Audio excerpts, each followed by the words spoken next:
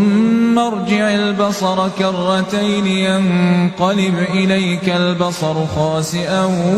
وهو حسير ولقد زينا السماء الدنيا بمصابيح وجعلناها رجوما للشياطين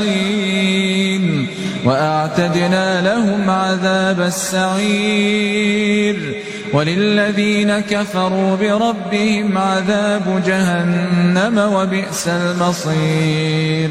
إذا ألقوا فيها سمعوا لها شهيقا وهي تفور تكاد تميز من الغيظ كلما ألقي فيها فوج سألهم خزنتها ألم يأتكم نذير قالوا بلى قد جاءنا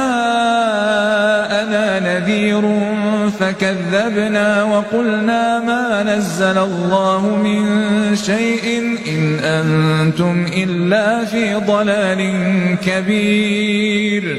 وقالوا لو كنا نسمع أو نعقل ما كنا في أصحاب السعير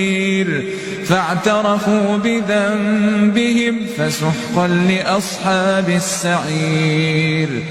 إن الذين يخشون ربهم